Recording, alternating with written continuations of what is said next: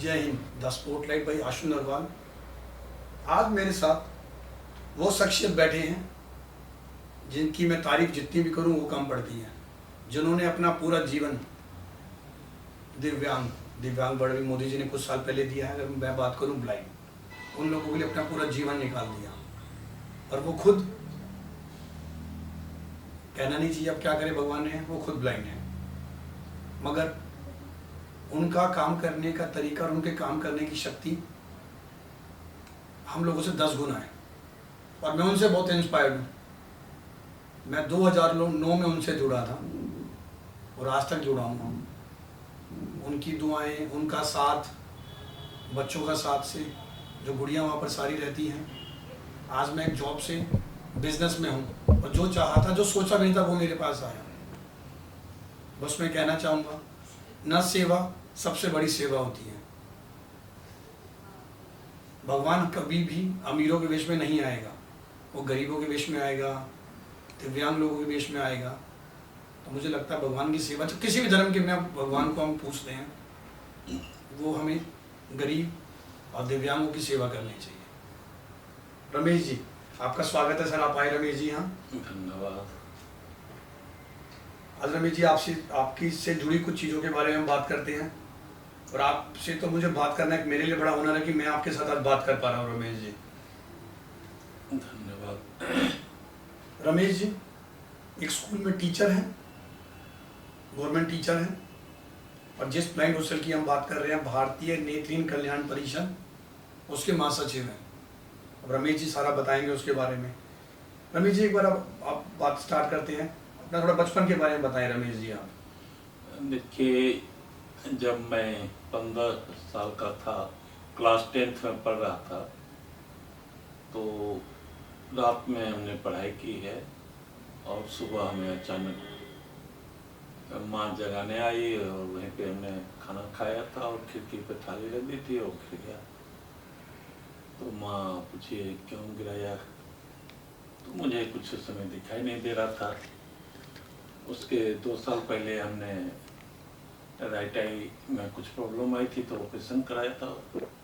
उसके बाद दोनों आंखें जो है 1981 ईस्वी में, सितंबर 1981 ईस्वी में रोशनी गई। इसके बाद हमने पहले इलाज करवाया, जो परिवार के लोग काफ़ी चिंतित हुए, और उसके बाद इलाज शुरू कराया। जहाँ भी हिंदुस्तान में अच्छे आई हॉस्पिटल थे सभी जगह गए।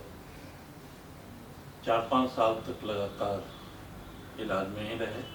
लेकिन इस बीच में कभी कभी रेडियो पे हम कुछ सुनते थे कि दृष्टिबाधित व्यक्ति भी पढ़ाई कर सकता है। तो 2 साल के बाद फिर हमने इलाज भी करा रहे थे, लेकिन हमने फिर अपने स्कूल के प्रधानाध्यापक से बात की। तो उन्होंने कहा क्या तुम पढ़ना चाहते हो? हम कहा हाँ बिल्कुल। पेपर दोगे? हम कहा हाँ। उन्होंने सारा काम खुद करवाया था और 1984 ईस्वी में 10th का पेपर राइटर के सहारे में दी। फिर पढ़ाई का सिलसिला शुरू हुआ। 12th भी गांव से ही किया। ग्रेजुएशन में हम फिर पटना कॉलेज, पटना यूनिवर्सिटी आ गए और वहाँ से ग्रेजुएशन, MA, BEd, M.Ed सारी डिग्री ली। इसी बीच सोशल एक्टिविटी के प्रति रुचि बढ़ने लगी और बिहार में उस समय दृष्टिबाधित लड़कियों के लिए कोई विद्यालय नहीं था और छात्राएं वहाँ बहुत परेशान होती थी। हम एक ब्लाइंड हॉस्टल में, पटना कॉलेज के हॉस्टल में रहते थे। कई पेरेंट्स संपर्क करते थे और लड़कियों के पेरेंट्स, जब उन्हें यह पता चलता था कि बिहार में कोई ब्लाइंड लड़कियों के लिए स्कूल नहीं है, तो बहुत निराश होते थे। हमें ये बात सुनकर के बहुत दुख हुआ कि इतने बड़े राज्य में एक भी ब्लाइंड लड़कियों का स्कूल नहीं है। फिर चूँकि हमारी सोशल जो अभिरुचि है वो बढ़ती गई और फिर हमने 1991-92 में, 1990 में हम बिहार नेत्रहीन परिषद का सेक्रेटरी बना। उसके बाद 1992 में हमने मीटिंग में निर्णय लिया कि एक ब्लाइंड लड़की का स्कूल शुरू करना है। शुरुआती दौर में बिहार के एक्टर सतपाल सिन्हा ने विद्यालय प्रारंभ के लिए रुचि लिया दुर्भाग्यवश उन्होंने 2 स्टार नाइट प्रोग्राम की योजना बनाई। दोनों बार कोई न कोई कांड, एक बार लातूर कांड हो गया, दूसरी बार अयोध्या कांड हो गया, जिस कारण से वो हुआ नहीं। लेकिन 27 जून 1993 ईस्वी में हमने पटना में ब्लाइंड लड़कियों का स्कूल प्रारंभ कर दिया। मैं उसमें विद्यार्थी जीवन में ही था, उस समय जॉब में नहीं था। इस कारण से वहाँ काफ़ी हमने मेहनत की और विद्यालय प्रारंभ की। एक मैनेजमेंट कमेटी बनाई थी जिसमें 2-3 बिजनेसमैन थे और चैम्बर ऑफ कॉमर्स के president, rotary club, Lions club के सही साथ मीटिंग की थी। हमने यही कहा था, एक मौर्या होटल जो पटना में बहुत बड़ा 5 स्टार होटल है, उसकी मालकिन भी आई हुई थी। हमने कहा 1 साल आप लोग चला देंगे तो बाकी विद्यालय हमारा चलाना हमारा काम है। वो कहे कि 1 साल का पैसा मैं 1 महीने में ही व्यवस्था करता हूँ, और इस तरह से वो विद्यालय चल गया। और विद्यालय प्रारंभ करने के 6 महीने बाद ही दिल्ली में हमारी नौकरी हो गई। फिर दिसंबर 93 में दिल्ली में आ गया और दिल्ली में फिर अपना जो सरकारी सेवा में आया।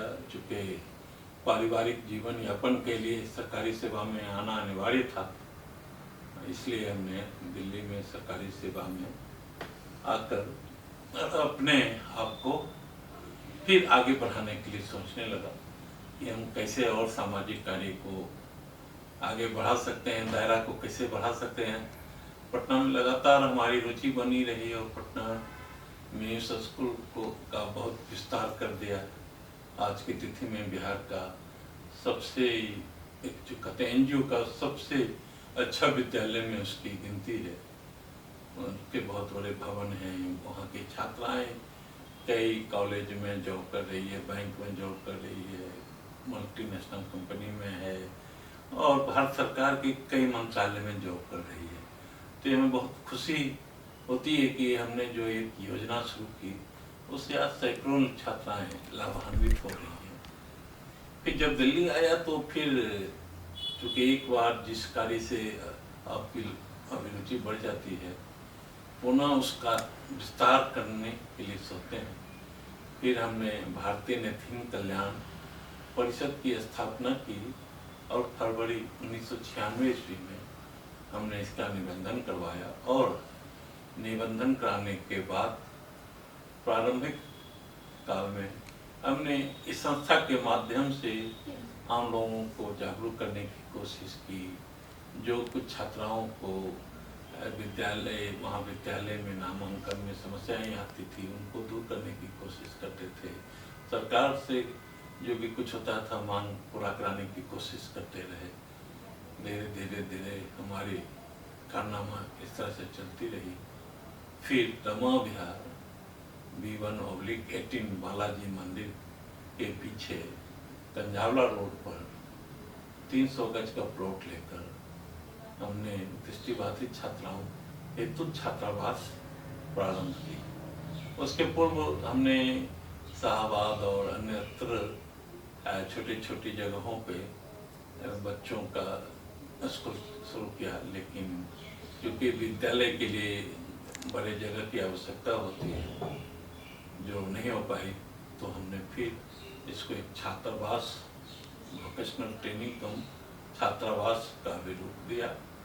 और आज उस छात्रावास से 50-60 से भी अधिक छात्राएं सरकारी सेवाएं, चाहे वह भारत सरकार के रेलवे में हो, गृह मंत्रालय में हो, फाइनेंस मिनिस्ट्री में हो, डिफेंस मिनिस्ट्री में हो, कई सरकारी संस्थान में हमारी छात्राएं सरकारी सेवा में आ चुकी हैं।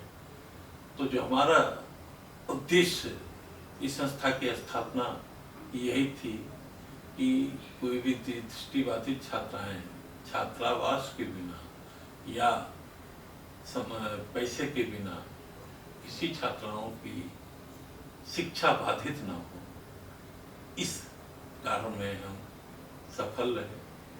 कोई भी छात्राएं यदि हमसे संपर्क करती है किसी भी प्रकार के सहयोग के लिए, तो हम उन्हें सहयोग करते हैं। चाहे शिक्षण कार्य में हो, कई बार छात्रों को बीएड में पढ़ने के लिए पैसा नहीं होता है, हम उसे फी पूरा दिलवाते हैं। कई बार कॉलेज में एडमिशन के लिए फी के लिए पैसा नहीं होता है, वो भी दिलवाते हैं। जितने भी बाधाएं तो आती है, उन सभी बाधाओं को इन छात्राओं के लिए दूर करने की कोशिश करते हैं और इन्हें आगे बढ़ाने की कोशिश करते रहते हैं। और जो भी छात्राएं की समस्याएं होती है, शिक्षण, प्रशिक्षण तथा रोजगार से संबंधित, उसे हम पूरा करने की कोशिश करते हैं। इतना ही नहीं, छात्राओं को हम खेल कूद में भी काफ़ी इंटरेस्ट लेकर के आगे बढ़ाने की कोशिश कर रही है। एक हमारी छात्रावास की छात्रा अन्नू कुमारी है, जो क्रिकेट में बहुत अच्छा कर रही है। अभी राष्ट्रीय टीम में वो एक टूर्नामेंट खेल करके आई है और नवंबर से जो विश्व कप दृष्टिबाधित छात्राओं की होने वाली है, 11 नवंबर से 24 नवंबर तक, 12 तारीख को टीम भारतीय दृष्टिबाधित महिला क्रिकेट टीम का चयन होने वाला है। हमें पूरा उम्मीद है कि अन्नू भी उस 14 सदस्यीय टीम में होगी। अभी 29 सदस्य टीम में है और 14 सदस्यीय टीम में भी उसका चयन होने का पूरा उम्मीद है और वह वर्ल्ड कप में भी खेलेगी और खेलेगी ही नहीं, वर्ल्ड कप को जीतने में भी पूरी उम्मीद है कि उसका पूरा योगदान होगा। इसके बाद वो पैरालंपिक आने वाली है, उस पैरालंपिक का भी एक पार्ट होगी और वो क्रिकेट टीम के माध्यम से, रेस के माध्यम से कई चीज़ों में वो भाग लेने वाली है। तो मेरा जो अभियान है कि हम इनकी जो बहुमुखी प्रतिभा है, केवल हम शिक्षण प्रशिक्षण के लिए ही सहयोग ना करें, बल्कि इनके लिए जो इनके अंदर छिपी हुई प्रतिभा है उनको निखारने में हम सहयोग करें।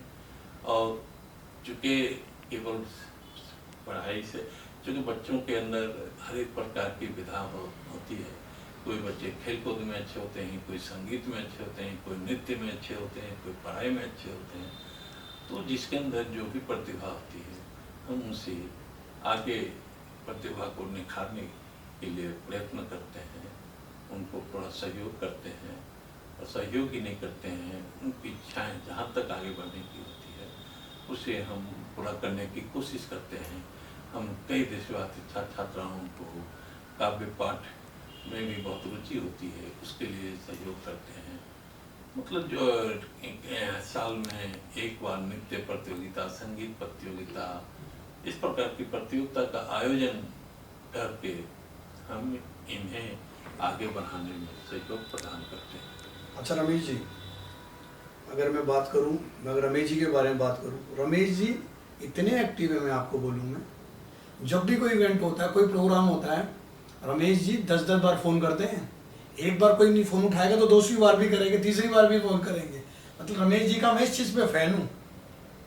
मतलब रमेश जी जिसको अपनी संस्था के साथ जोड़ते हैं उसको अपनी फैमिली से भी ज़्यादा इम्पोर्टेंट देते हैं, मुझे ऐसा लगता है। अगर मैं बात करूँ रमेश जी की फैमिली के लिए बात करूँ, रमेश जी मुझे 1.5-2 साल पहले कहीं मिले, जब बात इन्होंने खुद बताया भाभी जी के बारे में, क्योंकि मैं इसीलिए इनको भाई और भाभी जी बोल रहा हूँ, क्योंकि मैं 2009 से तो मेरा एक पारिवारिक इनके साथ रिश्ता बन चुका है। ये कोई गेस्ट नहीं, आप सोचिए, ये भाई के तरीके से मेरे साथ बैठे हुए हैं, तो इसलिए मैं पूछ सकता हूँ।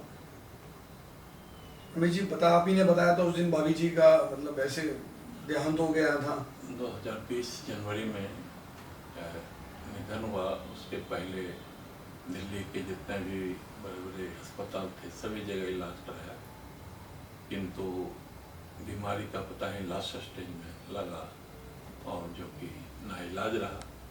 हमने काफ़ी कोशिश की लेकिन उस कोशिश में सफलता नहीं मिली।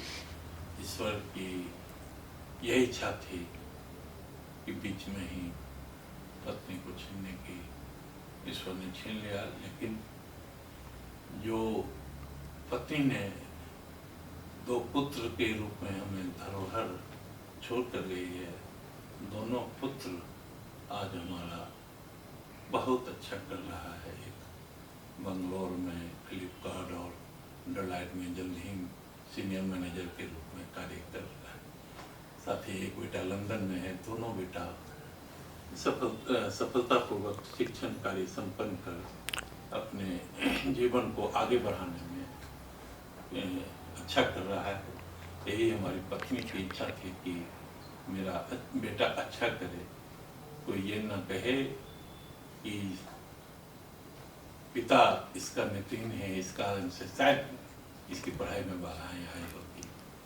मेरी यही लालसा रहती थी, कभी भी जीवन में पुत्र को इस प्रकार की बातें सुनने को न मिले, चाहे उसके लिए हमें जितनी कठिन परिश्रम करनी पड़ी हमने की। और दोनों बेटे को हमने जो भी भारत की बेस्ट एजुकेशन सिस्टम है उसमें हमने उसे जोड़ा और हमें सफलता मिली। तो पारिवारिक जीवन भी हमारा बहुत अच्छा है। परिवार में हमारे सभी भाई के बच्चे बहुत अच्छे हैं, हमारे हाईली एजुकेटेड फैमिली है। तो हम उस संतुलन को बनाए रखने की कोशिश की कि हमें कहीं सुनने को न मिले कि बेचारा है इस कारण से बच्चे अच्छे नहीं किए, चाहे वो भाई के माध्यम से हो, समाज के माध्यम से हो, कहीं से ये कोई हमें कह नहीं सकता है। ऐसा हमने कार्य किया। रमेश जी, अगर हम बात करें आज आप जिस तरीके से आप लोगों के साथ बिल्कुल आप जुट, आपको क्या लगता है सरकार से और सोसाइटी से आपकी क्या एक्सपेक्टेशन है, कोई डिमांड? क्योंकि सरकारी से कुछ सुविधाएं जो हम ले सकते हैं, पब्लिक तो सेवक, आप किस तरीके से एक्सपेक्टेशंस करते हैं सोसाइटी से और गवर्नमेंट से कि जिससे वो कुछ ऐसा कुछ हो पाए जिससे विकलांग लोगों की, दिव्यांग लोगों की लाइफ और अच्छी हो जाए और कम से कम समाज हमारा आगे जाए। समाज आगे जाएगा तो देश आगे जाएगा। रमेश जी देखिए, सरकारी तंत्र का एक सिस्टम होता है, जो सिस्टम बहुत दुष्कर होता है। तो उस प्रक्रिया को पूरा करने में काफ़ी कठिनाइयाँ भी होती है और कठिनाइयाँ को यदि पार भी कर लेते हैं तो कई बार सरकार के पास वित्तीय संसाधन का अभाव हो जाता है, कई बार ये कोई टेक्निकल प्रॉब्लम आ जाती है। तो सरकार को एक इस प्रकार की संस्था चलाने वाले संस्थाओं के लिए लचीलापन नियम रखना चाहिए। एक ऐसी सरल प्रक्रिया होनी चाहिए जिसके माध्यम से सही लोगों द्वारा संचालित संस्थाओं को सहयोग प्राप्त हो। ऐसा हम देख रहे हैं, अधिकांशतः ऐसी संस्थाएं सरकारी फैसिलिटी को प्राप्त कर रहे हैं जो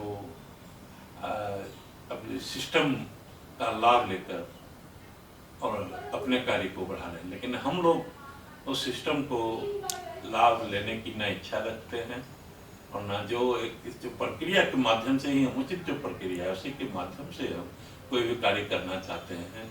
और उस प्रक्रिया में अभी कुछ मानसिकताएं अभी भी ऐसी है जो उस प्रक्रिया को हम पूरा करने में असफल होते हैं।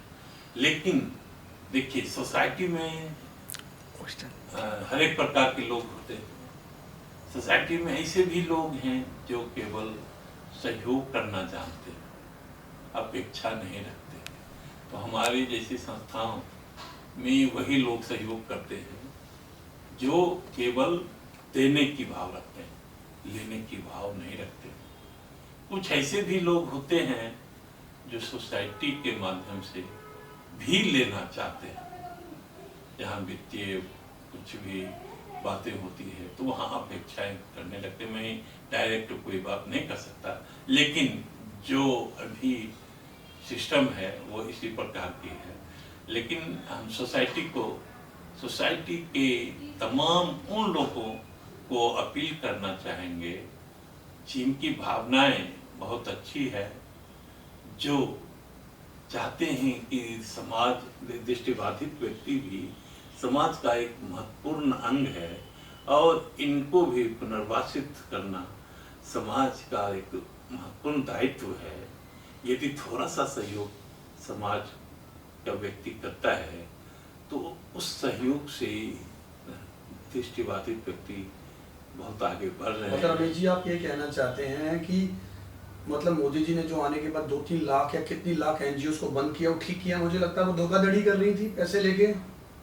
अब मैं तो साफ कहता हूँ, हो ही रहा था, लोगों के नाम से पैसा लिया जा रहा था, वो पैसा यूज नहीं हो रहा था। ये तो अभी भी है, कितना बंद करेंगे, ये चलते ही रहेगा।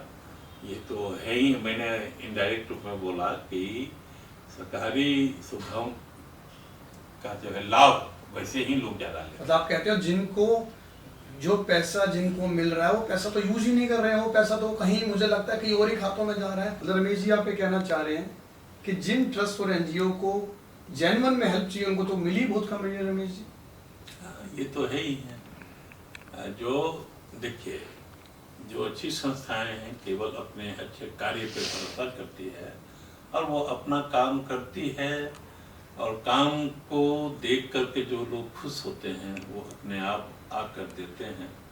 हम वो अप्रोच नहीं करते हैं कि हाँ हम अधिक से अधिक लोगों को जोड़े, चूँकि वो हमारी इच्छा नहीं है कि हम अर्थोपार्जन करें। हमारी इच्छा ये है कि हम लाभान्वितों को फायदा दें और एक सीमित आर्थिक संसाधन में भी बहुत कुछ लाभ हम दे सकते हैं।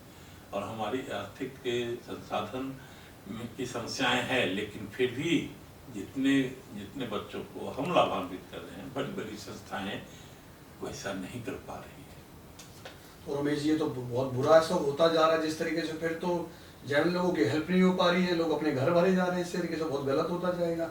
और रमेश जी, ये हो भी रहा है, कई बार होता है, लोग कहते हैं, लोग देना बहुत चाहते हैं मगर लोगों को लगता है कि मेरा पैसा मिसयूज ना हो। आप भी बहुत, आप तो देखते ही आ रहे हैं सब चीजों को।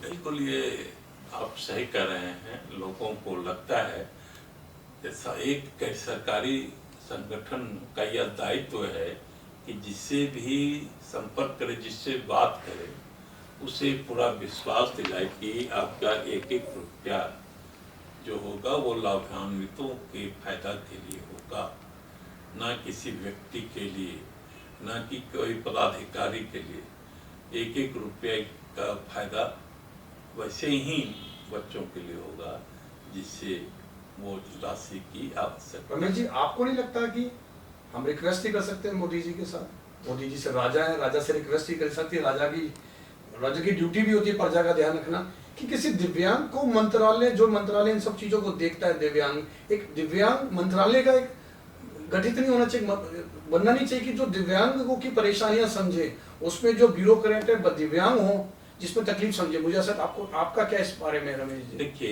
ये दिव्यांग लोगों के लिए बहुत सारी विभाग हैं सरकारी स्तर पर। भारत सरकार में सामाजिक न्याय एवं अधिकारिता विभाग जो दिव्यांगता विभाग को देखता है, तो इसी के अंदर निःशक्ता आयुक्त होते, मुख्य आयुक्त निःशक्ता होते हैं, जिनको ये जिम्मेवारी दी गई, जिनका यह कार्य है कि कोई भी दिव्यांग व्यक्तियों के साथ शोषण हो रहा है तो उससे, उन समस्याओं से उनका निराकरण करना।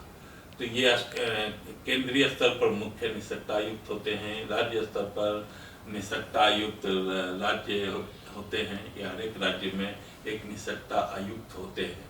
और भारत सरकार के पास, उनके पास एक मुख्य आयुक्त निःशक्ता होते हैं। तो सरकार ने ऐसी व्यवस्था की है, प्रोविजन किया है, हम लोगों ने बहुत लड़ाई लड़ी है। और रमेश जी, आपको लगता है कि वो अफसर अपनी ड्यूटी का ईमानदारी से निर्वाह, सारे नहीं बोल रहा, सारे गलत, क्या ये जो डिपार्टमेंट है, अफसर है, निर्वाह कर रहे हैं?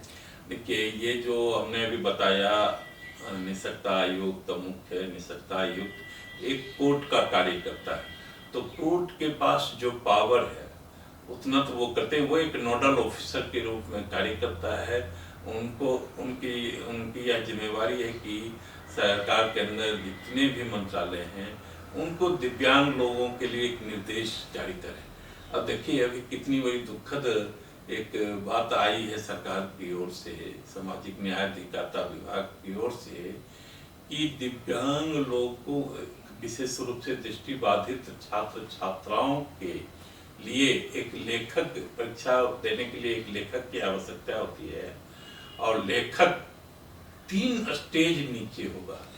अर्थात कोई ग्रेजुएशन का पेपर ब्लाइंड दिव्यांग देगा, दृष्टि दिव्यांग, तो उनके लिए राइटर 8th या 9th क्लास का होगा। मतलब एक आदमी ग्रेजुएट का एग्जाम दे रहा है तो एक 8वीं या 9वीं पास उसका पेपर लिखेगा। पेपर लिखेगा।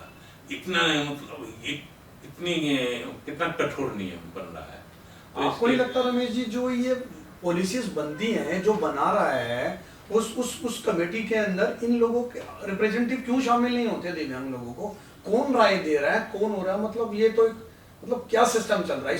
देखिए, कमेटी है केंद्रीय स्तर पर, केंद्रीय कोऑर्डिनेशन कमेटी है और केंद्रीय कार्यपालिका समिति है। राज्य सरकार के अंदर राज्य कार्यपालिका समिति और राज्य समन्वय समिति है, लेकिन बैठक इनकी नियमित रूप से नहीं हो पाती है।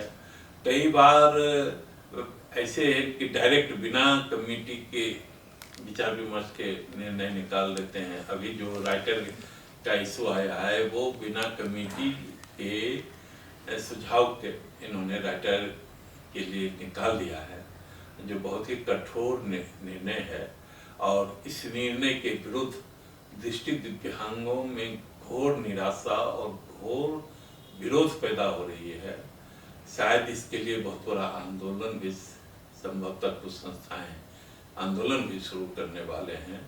सरकार को ऐसी कठोर निर्णय नहीं लेनी चाहिए जिससे दृष्टि दिव्यांग को, जो सरकार अभी देखिए पिछले दिनों बहुत अच्छा कार्य की है सरकार, भारत सरकार के द्वारा रेलवे, चाहे हेल्थ मिनिस्ट्री हो, चाहे गृह मंत्रालय हो, इन सभी मंत्रालयों में काफ़ी लोगों को रोजगार दिया है।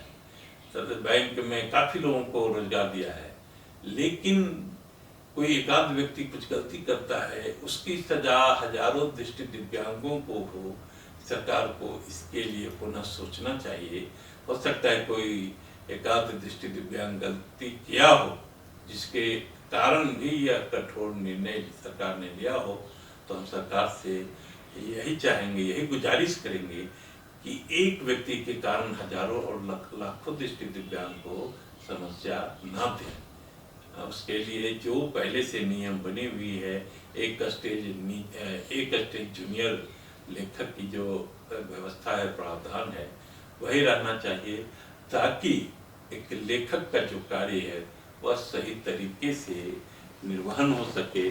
खुद मैं कभी कभी एग्जाम दिया तो मेरा राइटर, चूँकि यूपीएससी ने दिया, और यूपीएससी का स्टाफ और हमारे लिए जब राइटिंग कर रहा था तो सही तरीके से क्वेश्चन ही नहीं पढ़ पा रहा था। तो ये मेरे साथ तो घोर अन्याय हुआ। तो ऐसा नहीं होना चाहिए। सरकार को पुनः ऐसे निर्णय पर विचार करना चाहिए। मतलब रमेश जी, हम जैसे अगर हमने रमेश जी से सारी बात करी, सरकार से, समाज से, जिस तरीके से रमेश जी की कुछ एक्सपेक्टेशंस हैं, सरकार से सुझाव हैं, हम ये नहीं कहते कि हमारे किसी भी गलत सुझाव को आप मान लीजिए, सरकार से हम बात करें तो, पर कम से कम उन सब चीज़ों को एक बार ऑब्जर्व करो, समझो, बैठो, कमेटी में लोगों को लिया जाए और उन कमेटी में उन लोगों को बैठाया जाए, समझा जाए कि प्रॉब्लम क्या है इन सब चीज़ों के अंदर। तो बस आज मैं अपने इस पॉडकास्ट के इस एपिसोड पे विराम लगा के, फर्स्ट तो मैं रमेश जी को तहे दिल से शुभकामनाएं और इनको इनकी हिम्मत को सलाम करता हूं कि रमेश जी एक पारिवारिक ज़िंदगी को निभाते हुए भी, स्कूल में भी टीचर है, उसके बाद भी संडे कोई छुट्टी होती है तो अपने ऑफिस आते हैं, जो हमारा ये भारतीय नेत्री कल्याण परिषद रामाविया गंजाम रोड पे आते हैं, सारी जो उनकी जरूरतों का हिसाब रखते हैं, एक एक पैसे की पाई का वहाँ हिसाब मिलेगा आपको। 20 साल पुराना हिसाब मांग लीजिए कहीं भी। तो बस यही है कि पब्लिक से एक यही रिक्वेस्ट है, सरकार से रिक्वेस्ट है कि दिव्यांग लोगों की तकलीफ़ों को समझो, सुनो, क्योंकि हम ये लोग भी हमारी सोसाइटी का पार्ट हैं, देश के नागरिक हैं। जय हिंद।